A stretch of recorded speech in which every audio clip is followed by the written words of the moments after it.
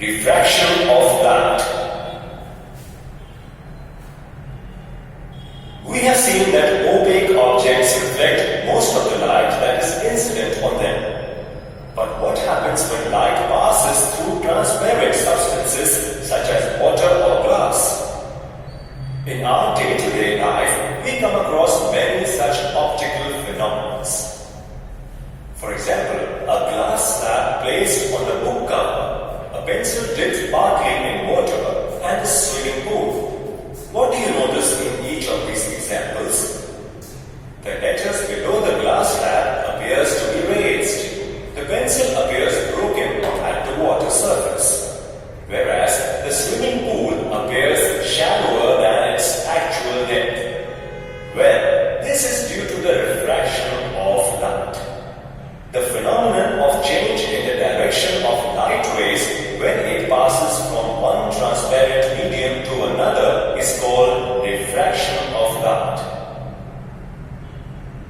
Let us perform some activities to understand the phenomenon of refraction of light. Take a beaker filled with water. Place a pencil vertically in water such that some part of it is immersed in the water. Look at the pencil carefully.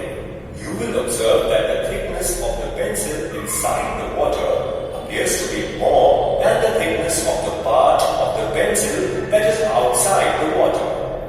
Place the pencil obliquely in the beaker. What do you observe? You will observe that the pencil appears broken at the surface of water where the light rays emerge from water and enter the air. This happens because the light rays traveling from one medium to another change their direction of propagation.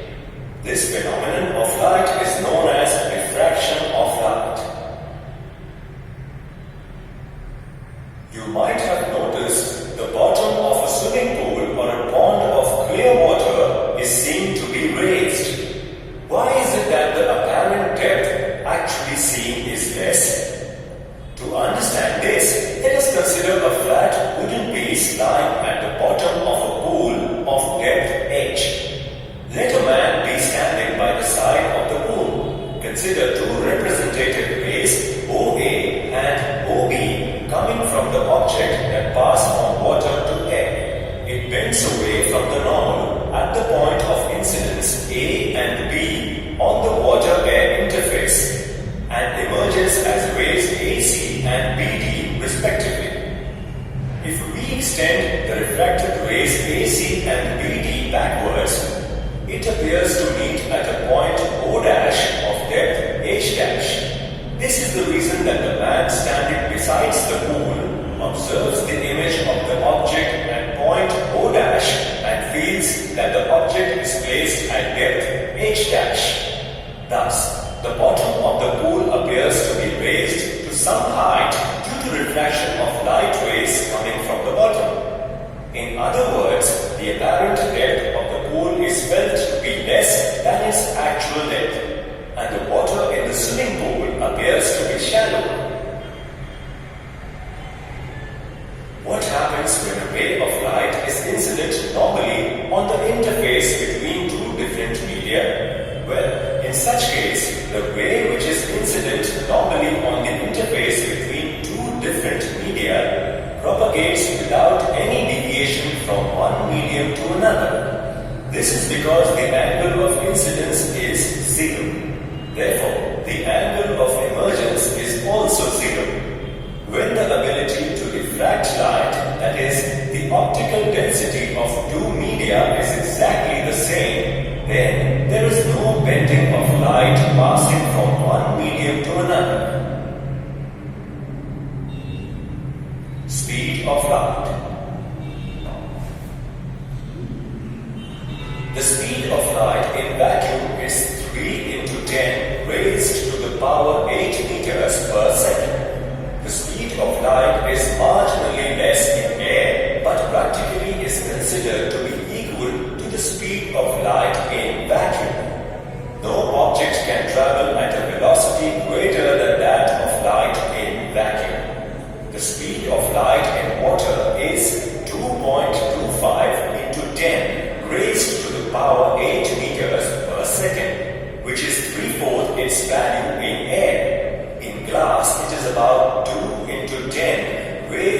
the power 8 meters per second, which is 2/3 its value in air. Hence, the light rays propagate with different speed in different media.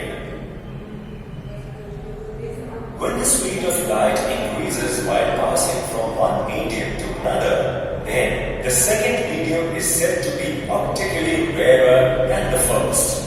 Air is an optically rarer medium as compared to glass and water. When the speed of light passing from one medium to another slows down, then the second medium is said to be optically denser than the first. Water and glass are optically denser medium as compared to air. When light travels from a denser to a rarer medium, the speed of light increases and it bends away from the normal. When light travels from a rarer medium to a denser medium, the speed of light decreases and it bends towards the normal. But the fundamental question is, why do light rays bend at the boundary of the two media? Well, the bending of a light ray at the boundary of two different surfaces is the consequence of change in the speed of light in these media. Thus, light refracts as it passes from one medium to another. Thus, we can conclude that a ray of light traveling from a rarer medium like air to a denser medium like water slows down and bends towards the normal drawn at the point of incidence. Whereas a ray of light traveling from a denser medium like water to rarer medium like air bends away from the normal drawn at the point of incidence. Thus, the change in speed of light when it passes from one medium into another causes refraction of light. Effects of refraction in daily life. Let us consider a few examples that we observe in our day-to-day life which occur due to the refraction of light. A spoon partially immersed in water or any transparent liquid appears to be bent at the surface of the liquid. Fishes and other objects underwater appear to be at different position than their actual position. We have all heard of mirages, but have you ever wondered what causes a mirage? Well, the Earth's atmosphere is made of different layers of different densities. The density of the air is maximum near the surface of the Earth and decreases as one moves upwards. A light ray passing from these layers gets refracted at each layer and a beautiful optical phenomenon like mirage is seen. Also, it is due to the atmospheric refraction that the stars, except those directly overhead, appear slightly higher above the horizon than their actual position. Even the twinkling of stars is due to the atmospheric refraction. On summer days, the air above the hot road is turbulent due to the convectional currents. The objects appear shimmering due to the refraction of light rays passing through these layers. Let's do a quick check.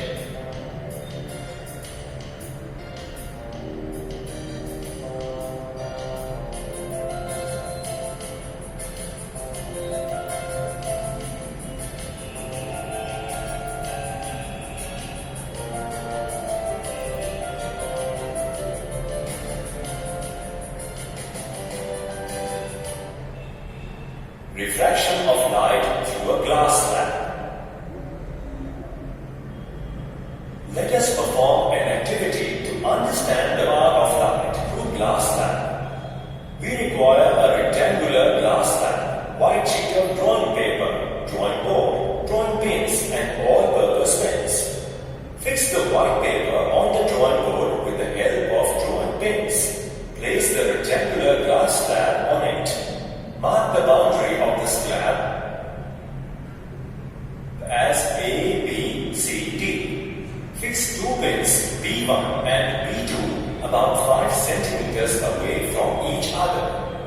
Observe the images of these pins to the opposite side DC of the slab. Now try to fix two other pins P3 and P4 on the side DC in such a way that they cover the images of the first two pins P1 and P2 respectively. The pins should be fixed in such a way that the images of P1 and P2 and the pins P3 and P4 become collinear. Remove the glass slab. Mark the positions of all four pins as P1, P2, P3 and P4 respectively. Draw a line PQ such that it meets the side AB obliquely at point Q, passing through pins P1 and P2. Draw a normal NN to the line AB at point Q. The line PQ represents the incident ray of light. The angle PQN is the angle of incidence, named as I1. Similarly, draw a straight line RS joining P3 and P4 and reduce it to meet the line DC at point R. Draw a normal N' to the line CD at point R. The line RS represents the emergent ray. The angle made by the line RS with the normal N', that is, angle SRN', is the angle of emergence named as I2. Join the points Q and R. QR represents the refracted ray. The angle made by the refracted ray with the normal is the angle of refraction R. At surface AB, the light ray PQ passes from air to glass. Angle NQR is the angle of refraction R1 and angle QRN' is the angle of refraction R2. On measuring the angles, we can conclude that at AB, the angle I1 is greater than the angle R1. Since air and glass are two transparent media and glass being denser than air, the incident ray PQ gets deviated towards the normal and travels along the path QR. At CD, the angle R2 is less than the angle I2, which means that the refracted ray bends away from the normal as it travels from a denser to a rarer medium. Angle I1 is equal to angle I2. That is, the angle of incidence is equal to the angle of emergence. Thus, PQRS is the path of the ray of light. In the absence of the glass slab, the light would have traveled along the path PQT. After tracing the path of light, extend the incident ray of light in its direction of propagation. What can we infer from the direction of the emergent ray and the incident ray? We observe that the emergent ray and the incident ray are parallel to each other. This is because the light ray is displaced sideways as a consequence of refraction. The perpendicular distance between the emergent ray and the incident ray produced, say xy, is called the lateral displacement. Lateral displacement depends on the thickness of the glass slab. The thicker the glass slab, the greater will be the lateral displacement. Let's do a quick check.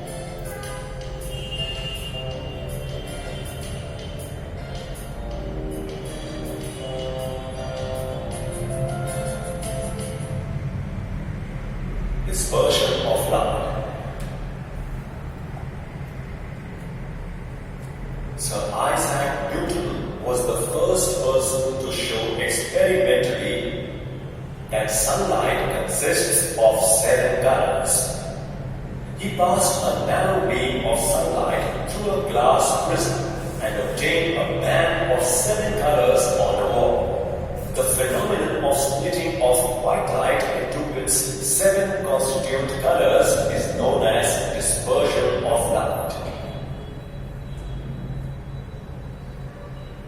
Is there a way to get the 7 colors from white light? Let us try a different experiment to see this. Let's first get into a dark room where we get a beam of sunlight from the window. Close the window of the room in such a way that you get only a single beam of sunlight. Take a cardboard and make a fine hole through it. Now, place the prism on a table. Place the cardboard so that the sunbeam falls on the prism at a slant. Now, place a white screen on the other side of the prism. What do you observe? You will observe a band of 7 colors called the spectrum being formed on the white screen. The colors are distinctly visible on the screen. The color red is at the top of the spectrum and the violet at the bottom. Orange, yellow, green, blue and indigo appear in the middle in that order. From the activity, we can infer that the sunlight consists of 7 colors. Can you think of a place where you can actually see the 7 colors of sunlight? The rainbow. Sometimes after rain, it appears in the sky in the direction opposite the sun. So when you look at a rainbow, your back should be facing towards the sun. Do you know how this wonderful phenomenon occurs? Well, after rain, there are a large number of small rain droplets in the atmosphere. These water droplets act as small prisms. When the sun rays passes through these raindrops in the sky, the sunlight is deviated at different angles, thus forming a long arc of 7 different colors. Many times you might have noticed that when white light falls on a compact disc, that is, a CD, we see many different colors. Also, when you blow a soap bubble, they appear as having many different colors. These examples show that sunlight is a mixture of different colors.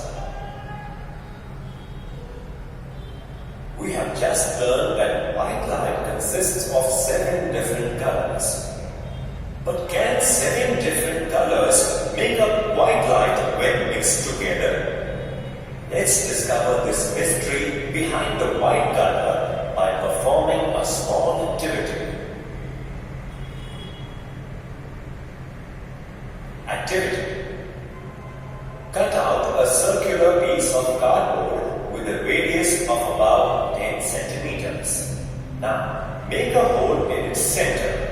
Draw 7 lines from the center to the periphery at equal intervals, so as to have 7 equal segments on the circle. Color the segments as violet, indigo, blue, green, yellow, orange, and red respectively. Here's an easy way to remember these colors. With cure, each letter stands for the first letter of the 7 colors. This forms a disk of 7 colors of the spectrum, which is also known as the Newton's disk. Pass a thin metal rod through its center in such a way that the disk rotates freely around it. Hold the metal rod in your hand and turn the disk quickly in the daylight.